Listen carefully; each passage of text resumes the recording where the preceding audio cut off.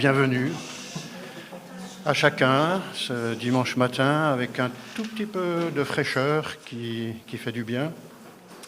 Je vous propose de nous lever pour chanter ensemble maintenant avec toi, Seigneur, tous ensemble.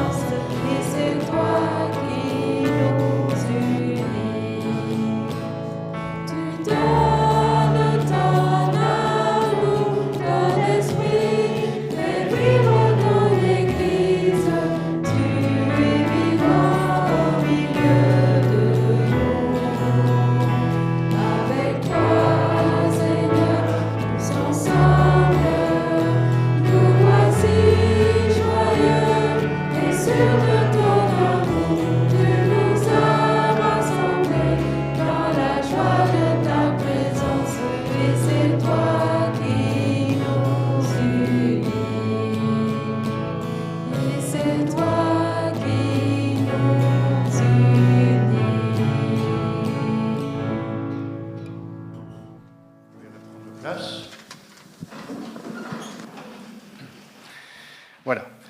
Donc, nous sommes unis, encore une fois, ce matin, dans la présence du Seigneur. Ce n'est pas une formule, c'est une réalité. Et nous voulons le remercier pour cela. Maintenant, prions. Seigneur, oui, c'est une grâce de pouvoir chanter avec toi, Seigneur, tous ensemble, parce que ce ne sont pas que des mots. Merci, notre Dieu, parce que chacun d'entre nous ici qui a accepté ton salut, qui a accepté ta main tendue, chacun de nous et tous ensemble, nous pouvons aussi dire avec le psalmiste, Seigneur, je suis toujours avec toi. Tu m'as saisi par la main, tu me conduis par ta parole et tu me recevras dans la gloire. Dieu reste mon rocher et mon bien précieux pour toujours. Seigneur, une fois de plus, ce matin, nous voudrions reprendre conscience de cet immense privilège que tu nous fais, d'être avec nous, d'avoir fait de nous tes enfants, d'être pour nous ce Père infiniment bon, infiniment compatissant, qui ne veut que notre bien, qui nous accompagne sans cesse, qui marche avec nous, à nos côtés, et qui nous porte. Seigneur, merci. Fais de ces instants, de ce culte, ici ce matin encore, un moment vraiment béni. Béni avec toi en ta présence et ensemble. Que personne ici, du plus petit jusqu'au plus grand, ne se prive de ce que toi, tu nous donnes à tous. encore aujourd'hui. Merci, notre Dieu, pour ta grâce. Amen.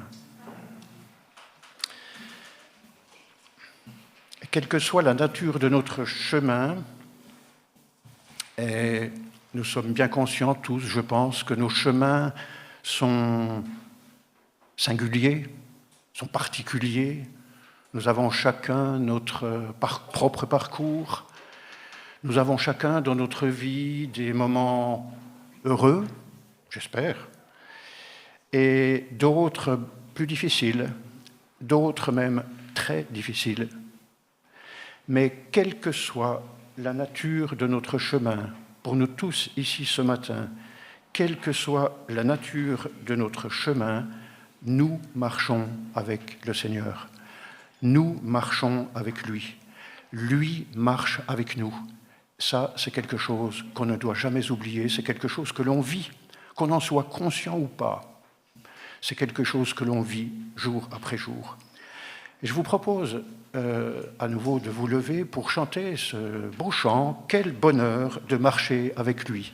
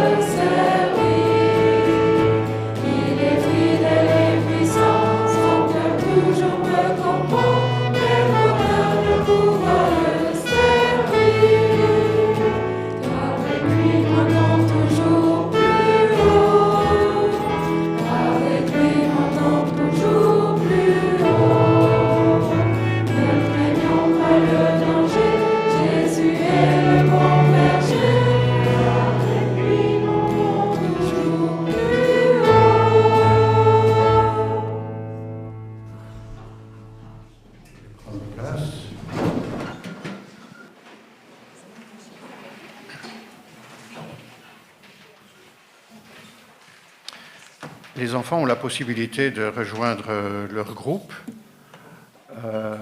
avec Monique ce matin.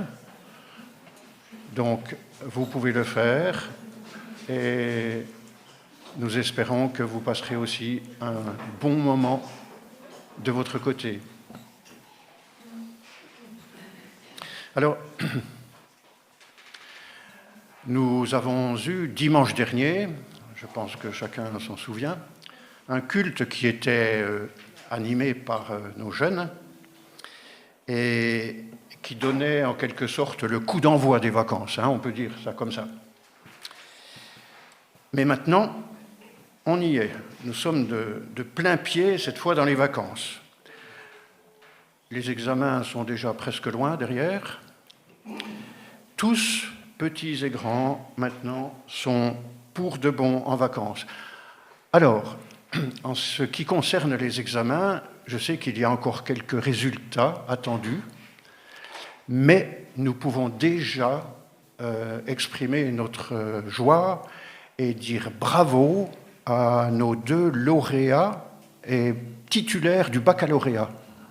Voilà, Maglencha et Paul, qui ont passé l'examen avec succès. Très content pour vous.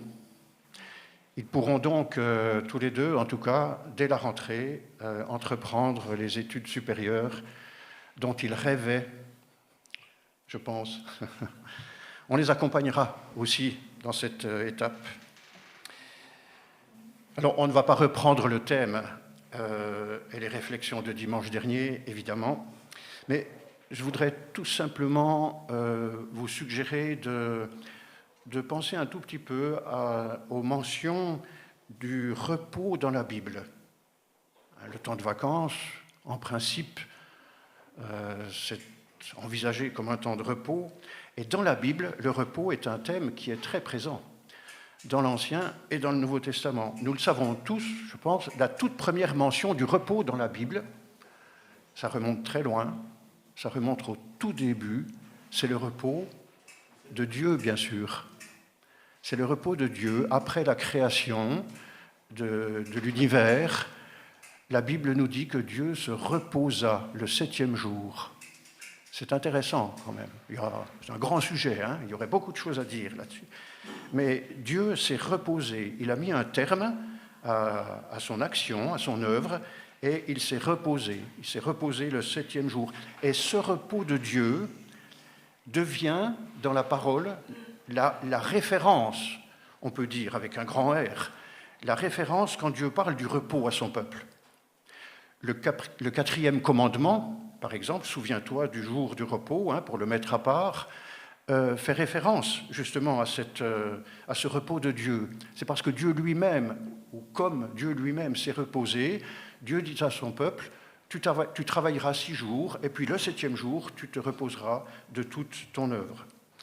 Et puis ensuite, dans toute la Bible, parce que, encore une fois, je le répète, on le retrouve à bien des reprises, dans toute la Bible, le repos est annoncé en plus d'un simple besoin physique. Évidemment que c'est un besoin physique, et on connaît tous ce besoin, mais en plus de ce besoin-là, le repos est annoncé comme une réalité spirituelle que Dieu nous offre. Et ça, c'est important.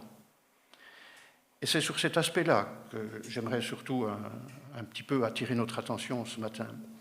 Il y aurait beaucoup de textes, évidemment, à lire à ce sujet.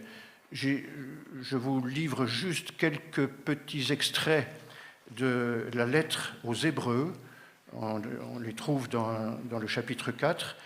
Quelques extraits qui disent, dans cet épître, « Pour nous qui avons cru, nous entrons dans le repos. » Pour nous qui avons cru, nous entrons dans le repos. Ça veut dire quelque chose. Efforçons-nous donc d'entrer dans ce repos. Approchons-nous donc avec assurance du trône de la grâce de Dieu, afin d'obtenir miséricorde et de trouver grâce pour être secourus dans nos besoins. Cette expression est intéressante, on pourrait dire presque paradoxale, curieuse en tout cas, efforçons-nous d'entrer dans le repos. Nous avons à nous efforcer de nous reposer. Efforcez-vous de vous reposer. Ça pourrait être notre devoir de vacances. Voilà. Efforcez-vous de vous reposer. Mais qu'est-ce que ça veut dire? Qu'est-ce que signifie en fait pour nous d'entrer dans ce repos que Dieu nous propose? En tout cas, si cet appel de Dieu est pour tous les jours de notre vie, bien évidemment, peut-être qu'on pourrait mettre à profit ce temps qui est devant nous maintenant, ce temps un peu particulier, un peu à part, des vacances, pour repenser chacun à ce que Dieu attend de nous à ce sujet. Alors nous voulons encore chanter ensemble « C'est auprès de Dieu ». Nous pouvons nous lever pour chanter ensemble ce cantique maintenant. « C'est auprès de Dieu ».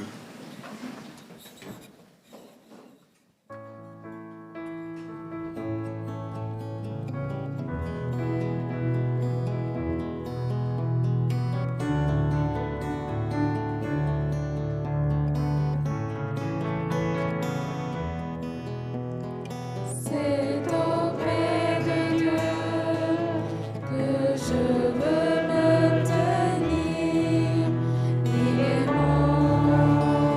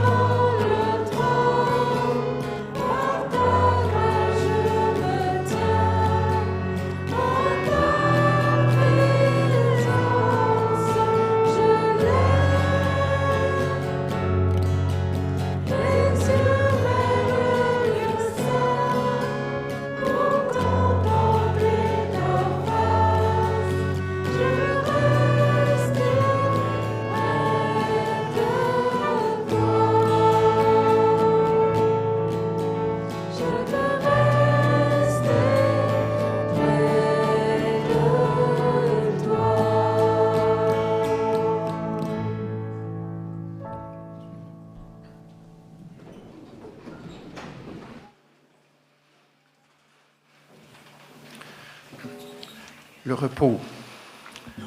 Le repos que Dieu nous offre n'est pas forcément synonyme d'inactivité, d'immobilisme, et en tout cas pas de paresse. Je me souviens d'un pasteur en Suisse qui enseignait aussi à l'Institut biblique et qui répétait régulièrement à ses étudiants « Dieu bénit la faiblesse, mais jamais la paresse ». Voilà, on devait entendre cet avertissement. Dieu bénit la faiblesse, mais jamais la paresse. Donc le repos, ce n'est pas la paresse. Il y aurait bien des aspects à mentionner à ce sujet, mais c'est John qui nous donnera le message tout à l'heure. Je ne veux pas faire long sur ce point, mais juste mentionner encore une fois quelques aspects de ce repos dans lequel nous sommes instamment invités à entrer. Efforcez-vous d'entrer dans ce repos. Se reposer de quoi alors?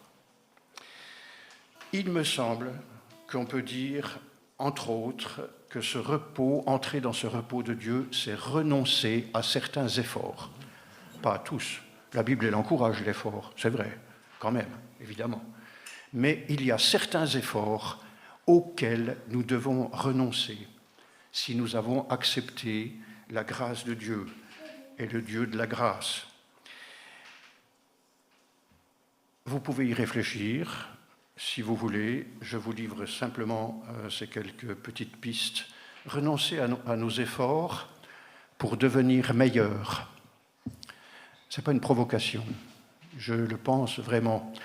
Devenir meilleur, c'est-à-dire faire tous nos efforts pour améliorer notre propre nature. Ce n'est pas le projet de Dieu. Notre propre nature, elle est ce qu'elle est, avec toutes ses faiblesses, avec toutes ses fragilités. Le projet de Dieu, c'est de nous donner une nouvelle nature. Nous sommes nés de nouveau par la grâce de Dieu et par l'Esprit qui habite en nous. Et le projet de Dieu, c'est que nous laissions de plus en plus de place à cet esprit et à cette vie nouvelle. Renoncer à nos efforts et à nos illusions de nous rendre meilleurs, de devenir meilleurs. Et puis, j'oserais aussi dire renoncer à nos efforts pour gagner la faveur de Dieu, pour obtenir le pardon de Dieu. Je sais, quand on parle de salut par les œuvres, instinctivement, chez nous, les évangéliques, on pense à d'autres confessions dans la chrétienté, mais on est concernés comme les autres. Je crois que nous sommes concernés comme les autres. Instinctivement, si on veut être honnête, on a ce réflexe, beaucoup trop souvent, de vouloir comme rajouter quelque chose à la grâce qui nous a été offerte. On pourrait dire, comme je l'ai entendu une fois, mettre toutes les chances de notre côté pour être vraiment sûr que la porte du ciel nous sera ouverte. Ça, c'est pas seulement inutile, c'est grave. Si nous faisons ça, ça veut dire que nous estimons que l'œuvre de Christ n'est pas suffisante, ou pas tout à fait. Donc, renoncer à tout effort, et ça peut être très subtil, renoncer à tout effort pour rajouter quelque chose dans la balance, si on peut dire, pour être vraiment accueillis par Dieu, pour que les bras de Dieu nous soient vraiment ouverts. Non, il n'y a aucun effort légitime sur ce plan-là. Le prix à payer pour être pardonné, le prix à payer pour recevoir complètement, définitivement la vie éternelle avec Dieu, ce prix a été pleinement et définitivement versé. Et puis, il y a aussi renoncer peut-être à certains efforts qu'on porte tout seul, qu'on fait tout seul. Renoncer à un certain fardeau que l'on porte tout seul et que Dieu pourtant veut porter avec nous. Il nous invite à nous décharger sur lui de tout fardeau. Il nous invite aussi, vous le savez comme moi, à porter les fardeaux les uns des autres. Ce n'est pas forcément facile, ce n'est pas forcément possible d'une manière générale avec tout le monde, évidemment, mais dans l'Église, nous sommes appelés à porter les fardeaux les uns des autres. Je pense que John nous dira quelque chose à ce sujet-là tout à l'heure, mais personne dans l'Église ne travaille seul dans son coin. Personne dans l'Église ne travaille seul dans son coin. Voilà, renoncer à nos efforts inutiles, ou même quelquefois coupables, et puis déposer nos fardeaux. C'est ce que nous voulons faire maintenant. Je vous propose de le chanter encore, en nous levant et en chantant ce cantique « Je laisse à tes pieds mes fardeaux ». Nous pouvons nous lever.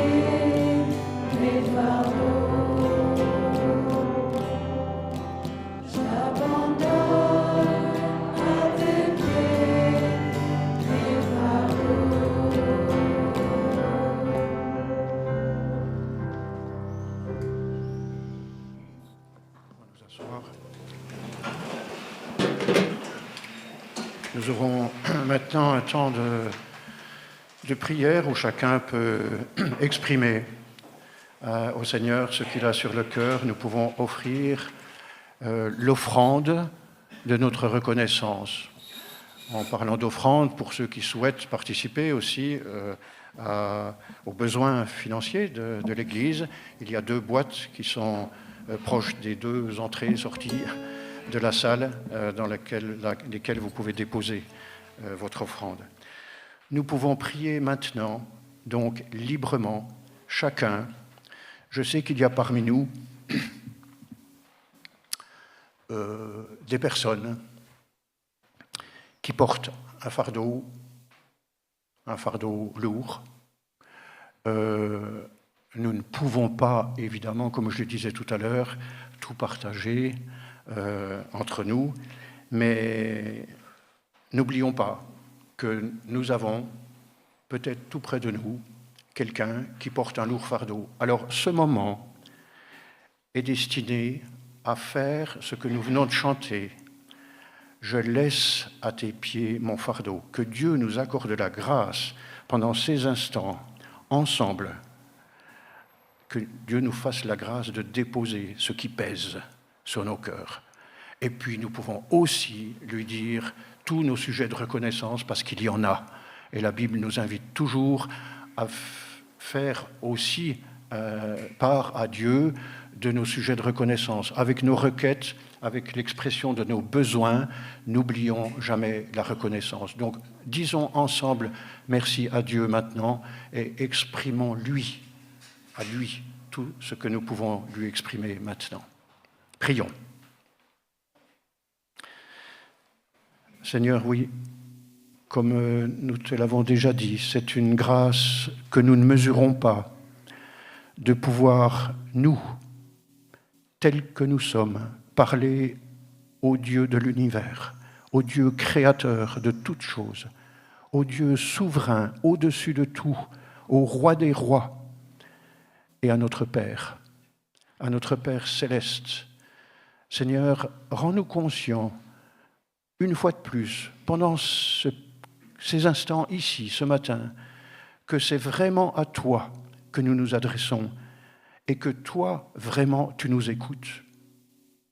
Nos prières vont jusqu'à toi et elles n'ont pas à aller très loin parce que toi, tu es là, tu es tout près, tu es avec nous. Alors, Seigneur, renouvelle-nous chacun, encore une fois, dans cette assurance que tu es là, que tu es tout près, que tu entends, que tu vois tout, tu nous connais, et nous voulons te demander de nous aider à poser à tes pieds ce que tu nous demandes de poser. Aide-nous aussi à porter les uns avec les autres les fardeaux que nous pouvons partager, et aide-nous à grandir dans l'amour fraternel, les uns pour les autres. Amen.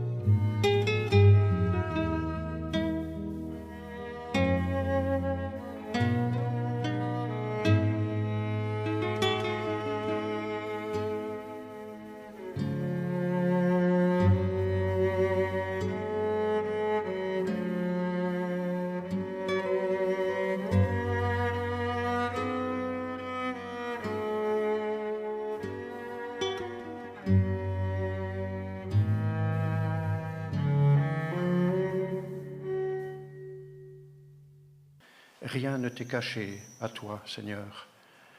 Et merci parce que, en voyant tout, en connaissant tout de nous, depuis le début, tu nous aimes infiniment.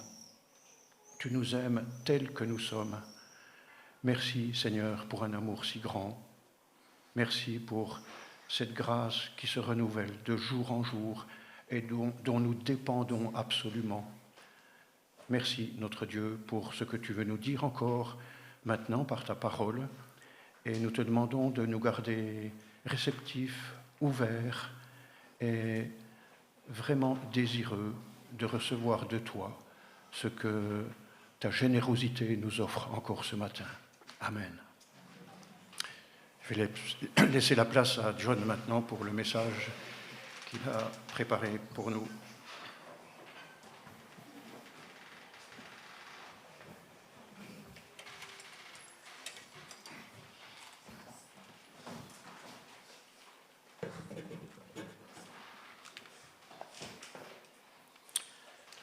Bonjour à tous.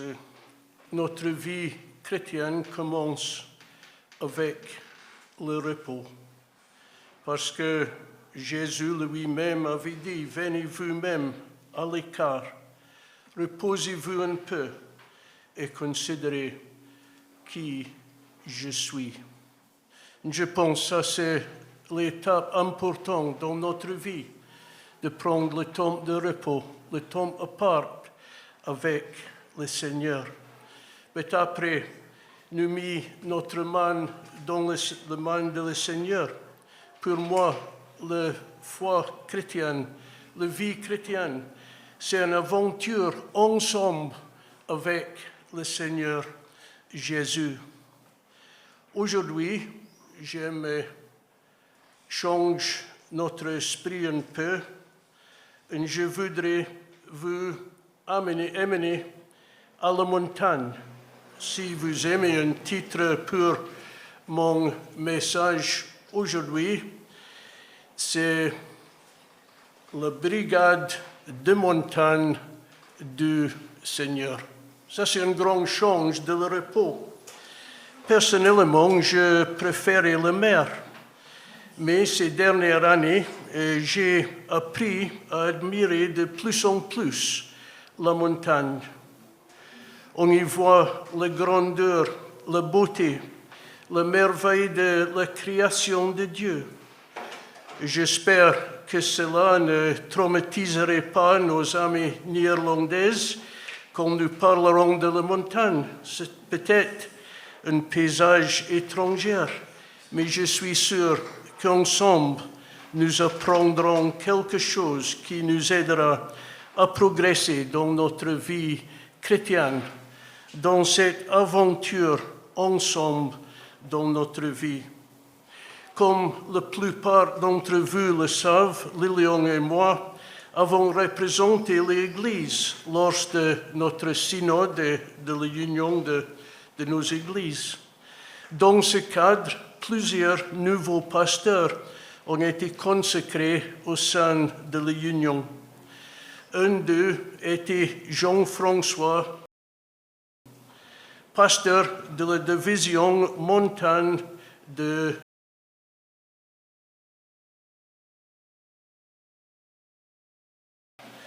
J'ai eu le privilège de m'entretenir avec lui un soir, d'écouter ce qu'ils font, ce qui est absolument fascinant et m'a vraiment inspiré pour le message d'aujourd'hui, en discutant avec lui des joies, des défis et des dangers de l'escalade.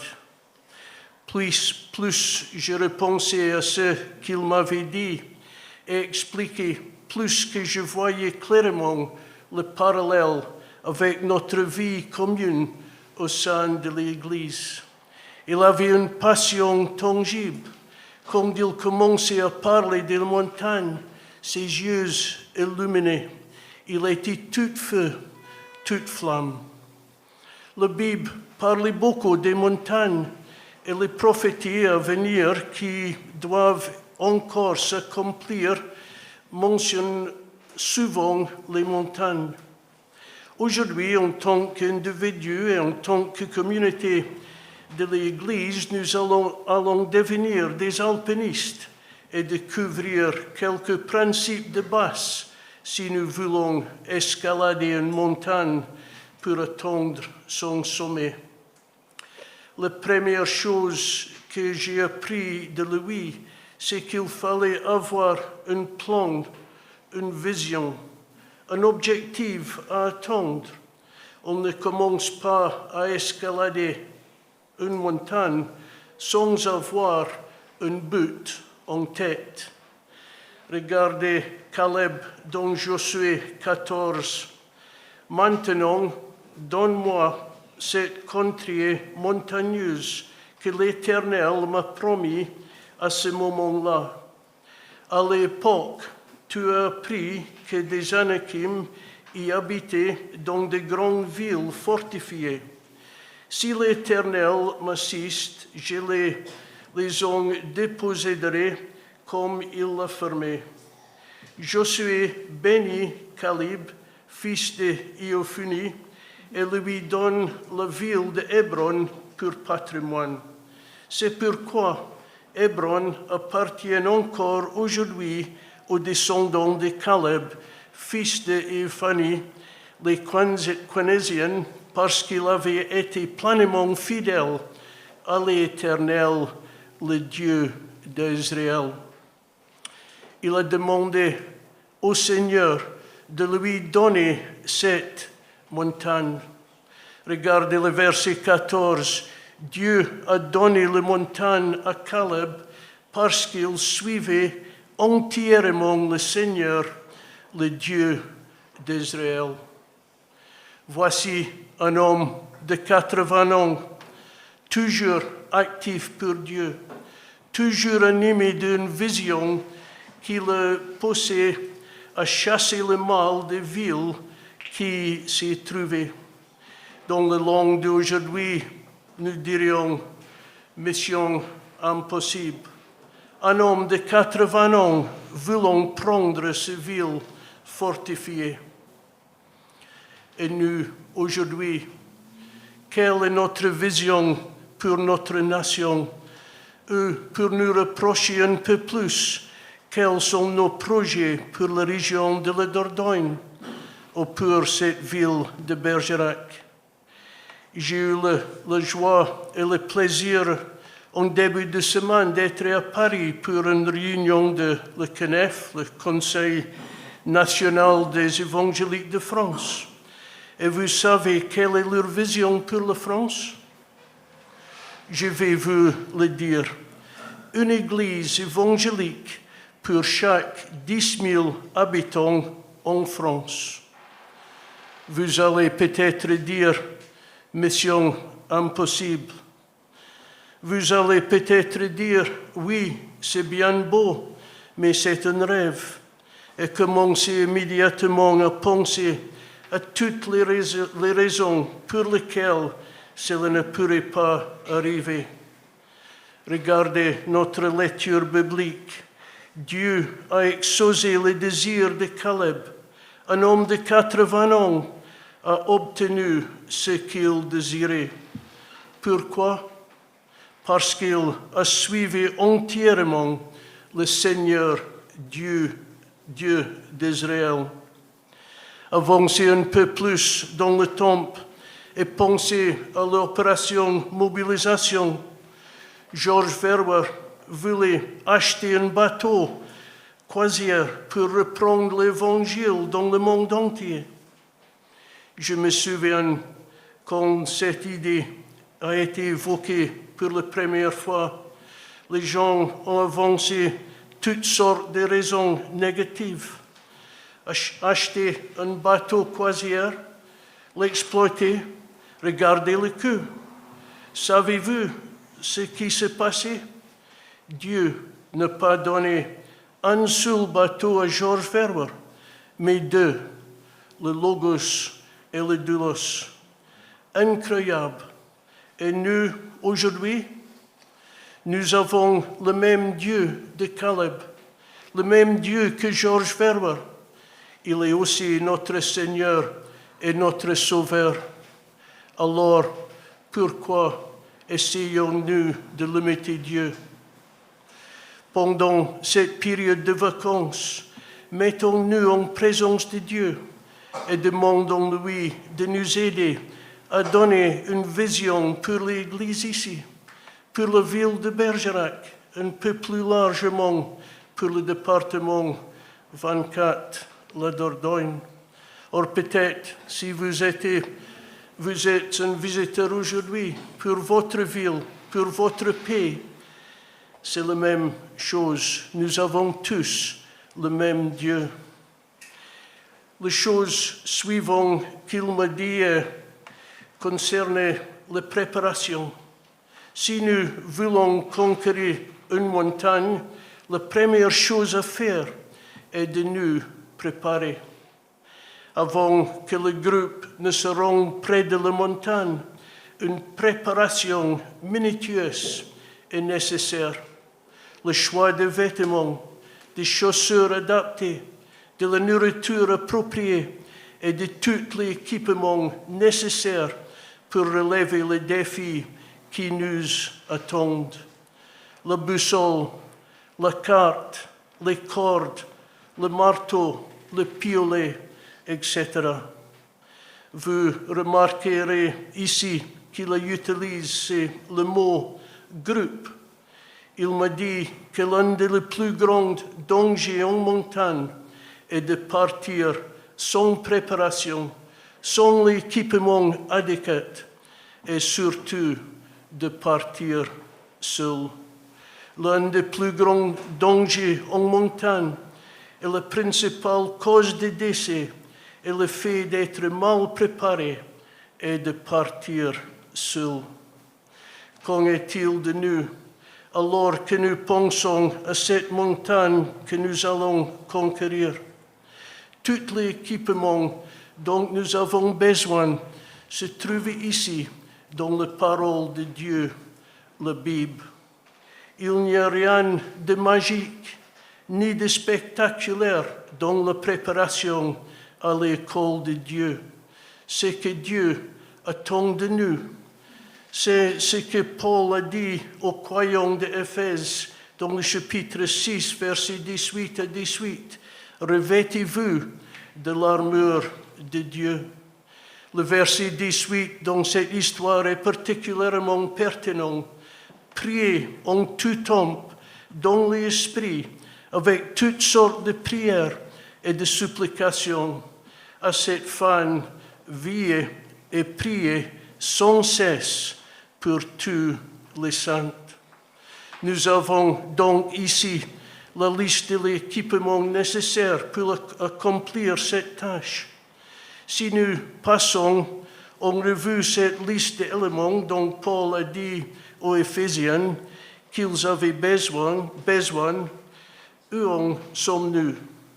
L'exhortation de Paul en verset 11, « Revêtez-vous de toutes les armes de Dieu afin de pouvoir tenir ferme contre les ruses du diable. » Ça, c'est la chose importante, était de revêtir toute l'armure de Dieu.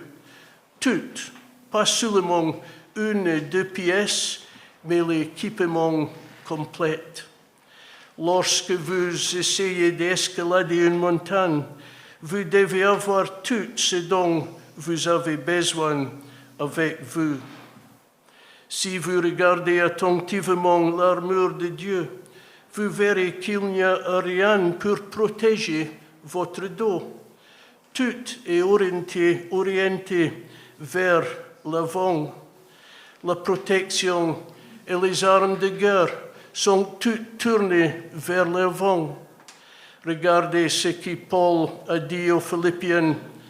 Il dit, « Non, frères et sœurs, pour moi, je n'estime pas avoir saisi le prix, mais j'ai fait un seul choix, oubliant ce qui est derrière moi et tendant de toute mon énergie vers ce qui est devant moi. Je poursuis ma course vers le but pour remporter le prix attaché à l'appel que Dieu nous a adressé du haut du ciel dans l'union avec Jésus-Christ. Le plan, la vision est claire, la préparation est faite, la prochaine étape est d'avancer et de progresser. Comme je l'ai déjà mentionné, un des plus grands dangers dans l'ascension d'une montagne est d'essayer de la gravir seul. Vous pouvez vous retrouver coincé, perdu, exposé au danger d'une avalanche, au froid, à un accident. Et si vous êtes seul, vos chances de survie sont considérablement réduites. L'idée d'une équipe de travailler ensemble est donc indispensable lorsqu'il s'agit de conquérir une montagne. Après la planification et la préparation, place à l'action, nous sommes prêts. Et comme disons les Anglais, let's go. La première chose que fait l'équipe lorsqu'elle arrive au pied de la montagne est de s'attacher les uns aux autres avec une corde. Chacun est solidement attaché à un autre, prêt à partir ensemble dans cette aventure. Personne ne s'écarte ni à gauche ni à droite. Personne ne les est derrière et tous dépendons les uns des autres. En écoutant cela, je me suis assis et je pensais, quelle belle image de l'Église. Mon esprit s'est tourné vers le verset dans Ecclésiaste. Un homme seul est facilement maîtrisé par un adversaire, mais à deux, ils pourront tenir tête à celui-ci. Et une corde faite de 3 cordelettes tressées n'est pas vite rompue. Vous voyez l'image? Les 3 brins sont si étroitement entrelacés qu'il est extrêmement difficile de les rompre. Il y a le Seigneur, nos frères et sœurs en Christ, tous entrelacés, maintenus ensemble par quoi? Par l'amour, pas un lien sentimental mièvre, mais un amour véritable qui trouve ses racines en Christ. Regardez le mot de Paul, comme il dit à l'Église dans Romains 5, il dit « Mais voici comment Dieu nous montre l'amour qu'il a pour nous. Alors que nous étions encore des pécheurs, Christ est mort pour nous. Donc, puisque nous sommes maintenant déclarés justes grâce à son sacrifice. Quel amour Dieu avait pour nous. Jean l'écrit à nouveau dans son épître. Il dit, voyez combien le Père nous a aimés pour que nous puissions être appelés enfants de Dieu, et nous le sommes. Voici pourquoi le monde ne nous reconnaît pas. C'est parce qu'il n'a pas reconnu Dieu. Nous oublions souvent la dernière partie de ce verset. Le monde ne nous connaît pas. Le monde extérieur ne comprend pas ce qui nous unit. C'est l'amour de Dieu. Et encore, Jean écrit, Christ lui-même nous a donné ce commandement, que celui qui aime Dieu aime aussi son frère. C'est le mot fort que Jean avait écrit ici. Christ lui-même nous a donné ce commandement, que celui qui aime Dieu aime aussi son frère. C'est cela, mon ami, qui nous unit. C'est notre amour pour Dieu et pour nos frères et sœurs. Donc, si nous voulons conquérir une montagne, nous devons être unis, grimper ensemble et atteindre notre but ensemble. Paul dit dans sa lettre à l'église de Philippe, utilise pas moins de 26 fois le mot « tous ». Et ça, c'est la chose importante de tenir aujourd'hui, tous ensemble. Vous comprenez maintenant pourquoi nous devons être ensemble pour gravir cette montagne. Si quelqu'un glisse pendant l'ascension, les autres le tirent vers le haut, car ils sont liés les uns aux autres. Si nous ne sommes pas sûrs, si nous sommes timides. Le fait d'être attachés les uns aux autres aide à rassurer chacun, car nous savons que nous dépendons les uns des autres. Il est également important que nous continuions à avancer pour atteindre notre objectif lorsque nous escaladons. Celui qui cherche son chemin dans la montagne, qui choisit la bonne voie, a besoin de soutien de ceux qui l'accompagnent. À chaque pas, il gagne un nouveau point d'appui et à mesure qu'il avance, il a la certitude que la force est derrière lui. S'il glisse et rencontre des difficultés, il peut compter sur la force de toute l'équipe pour le retenir. Il ne se retourne pas pour lui dire « Je te l'avais bien dit, tu n'aurais pas dû essayer ça » ou pour prendre leur couteau et couper la corde afin de se sauver eux-mêmes. Non, ils le retiennent fermement, l'aident à reprendre pied, puis essayer à nouveau. Est-ce que cela décrit notre situation ici à Bergerac, où l'Église dont vous faites partie aujourd'hui? Y a-t-il une peur de l'échec, un manque de confiance, une ambition personnelle de faire cavalier seul? Si c'est ainsi que nous voyons les choses, alors malheureusement, nous n'accomplirons jamais rien. Rappelez-vous que nous sommes liés au Seigneur. Il n'y a rien dans l'armure de chrétiens dans Ephésiens 6 qui parle de revenir en arrière, de rester immobile. Il s'agit uniquement d'aller de l'avant. Il y a quelques mois, je crois que c'est Pascal qui a donné un message sur Pierre, prêt à sortir du bateau comme le Seigneur le lui avait demandé.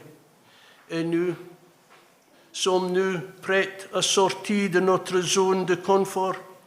Regardez Pierre, un pêcheur expérimenté, un expert dans la conduite d'un bateau, à qui on demandait de sortir du bateau. Et regardez, dès qu'il a détourné les yeux du Seigneur, il a commencé à couler.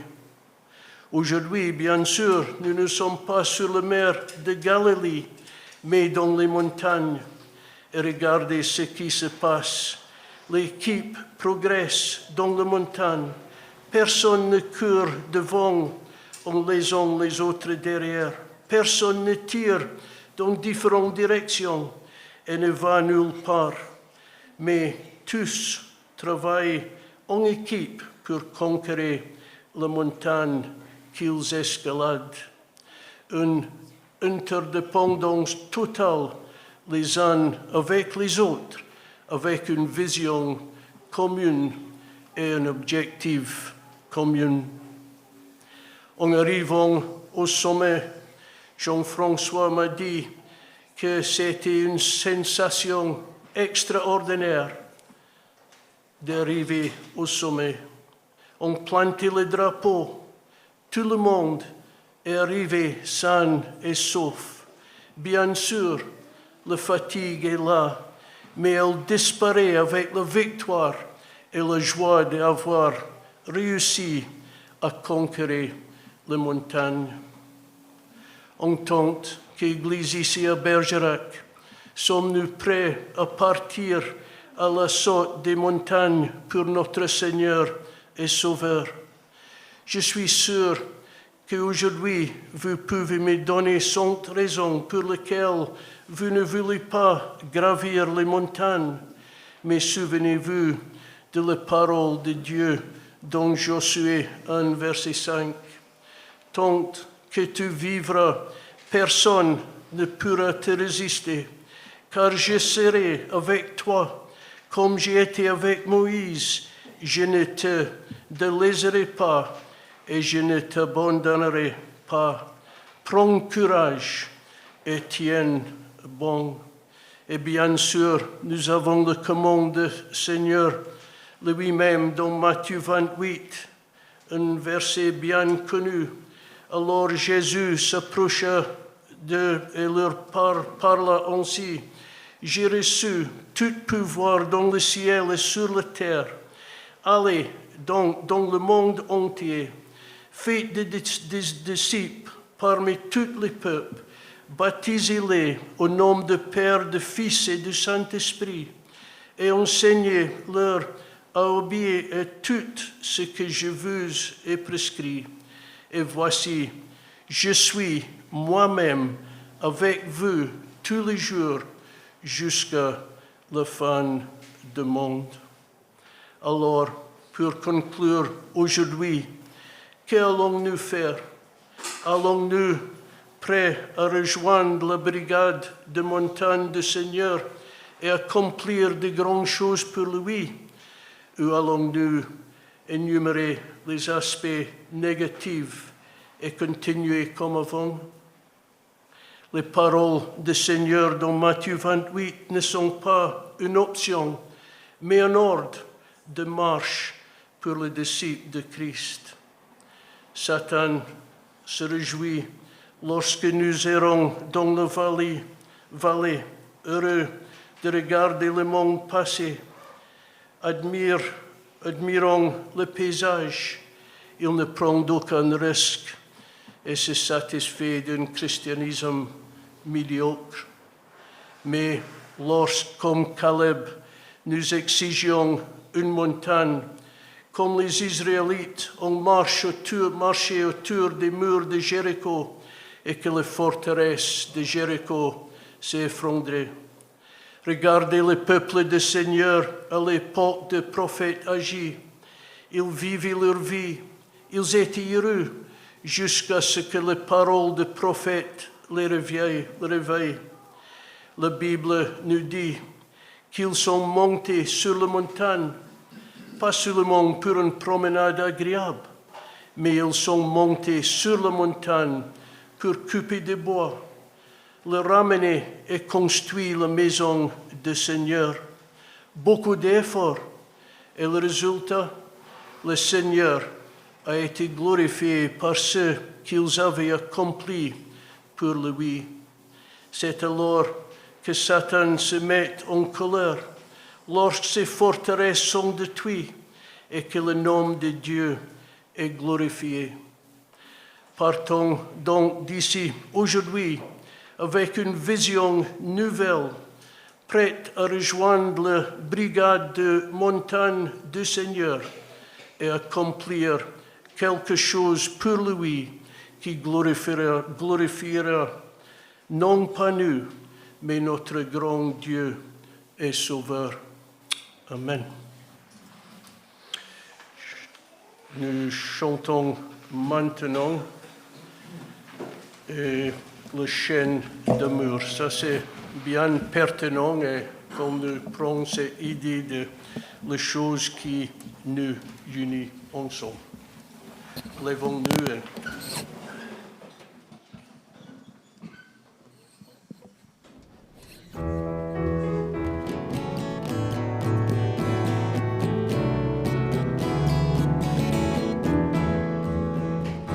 Dans les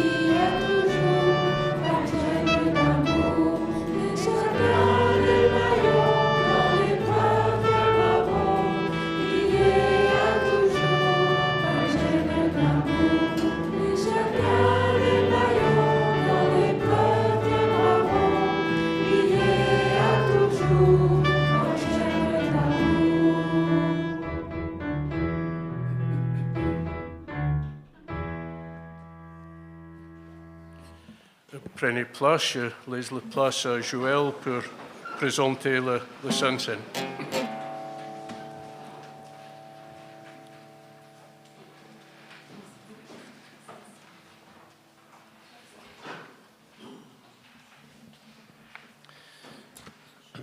Oui, nous voulons ce matin encore participer ensemble à ce repas que le Seigneur a institué avec ses disciples, prendre le pain et le vin en souvenir de lui. Je voudrais juste rappeler que par ce simple geste, nous nous reposons sur l'œuvre de Christ.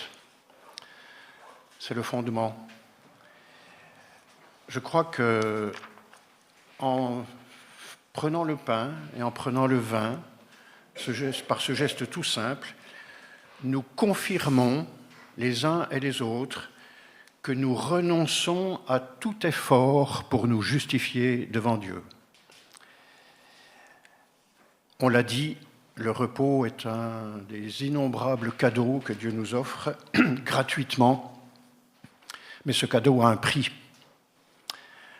Et le prix, c'est celui que Jésus a payé lui-même, le prix que Jésus a payé pour nous, à notre place. Dans sa lettre aux Galates, l'apôtre Paul écrit quelque chose sous forme d'image, mais qui est très significatif. Il dit que par le baptême que nous avons reçu, nous avons revêtu Christ. C'est intéressant cette expression. Nous avons revêtu Christ. Qu'est-ce que ça veut dire ? C'est une image. La symbolique du vêtement est très présente dans la Bible, vous le savez, vous avez certainement beaucoup d'exemples en tête. Et pour revenir encore une fois tout au début, on pense à Adam et Ève, qui, après leur désobéissance à Dieu, ont été chassés du jardin. Oui, Dieu les a chassés du jardin, mais il les a couverts d'abord. Il leur a fabriqué des vêtements. Excusez-moi de le dire comme ça, mais Dieu n'a pas chassé Adam et Ève comme des malpropres, il les a revêtus. Et ça a un sens très profond. Il les a revêtus, il les a couverts, il les a bannis du jardin, oui, mais dans leur dignité d'hommes et de femmes. Je pense pouvoir dire que Dieu a banni Adam et Ève du jardin d'Éden, mais il les a malgré tout bénis, en les couvrant lui-même. Et encore une fois, c'est ce que nous rappelons, c'est ce que nous nous rappelons par ce geste de la scène. Maintenant, nous avons été couverts, nous sommes couverts par les mérites, par l'œuvre de Jésus-Christ uniquement. Notre salut ne dépend que de lui et que de son œuvre.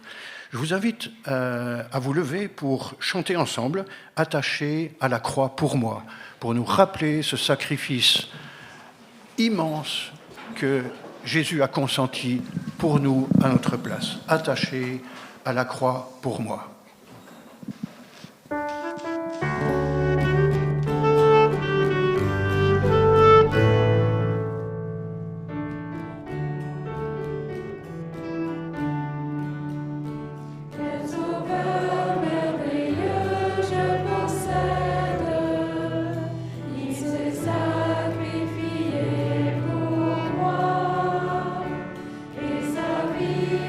Innocente et celle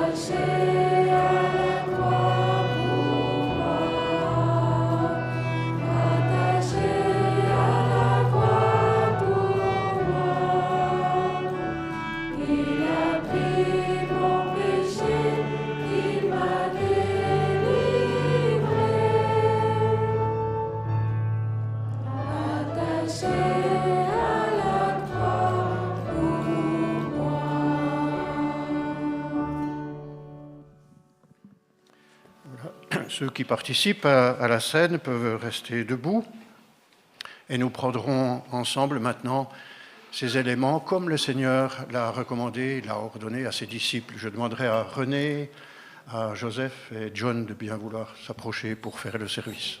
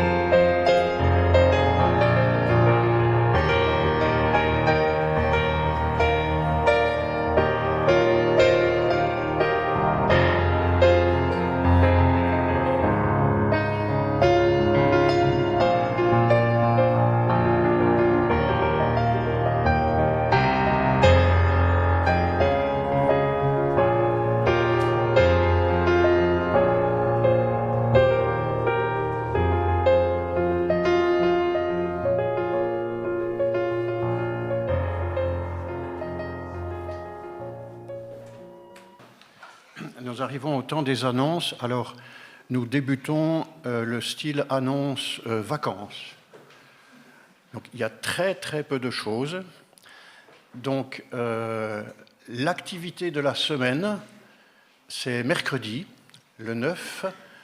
Ce ne sera pas une escalade.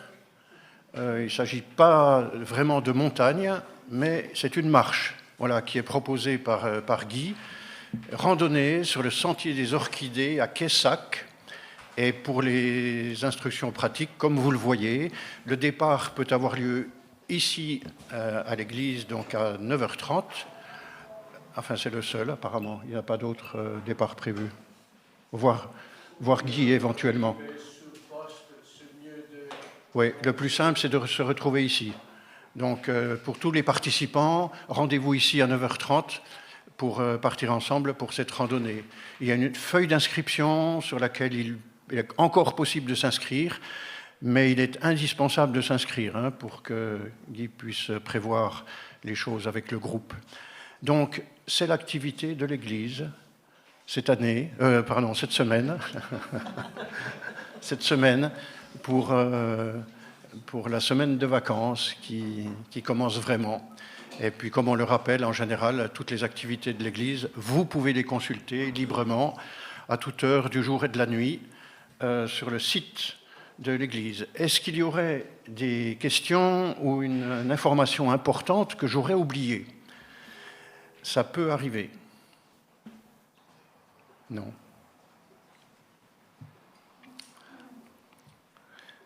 Quel silence. Les amis, je profite de ce silence pour vous souhaiter un très bon dimanche à tous.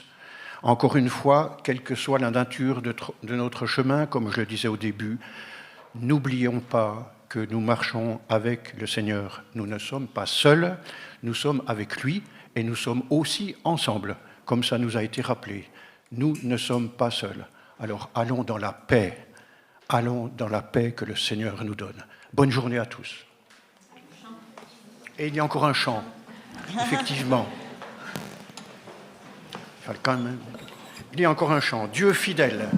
Nous voulons partir avec cette promesse. Dieu fidèle, tu ne changes pas.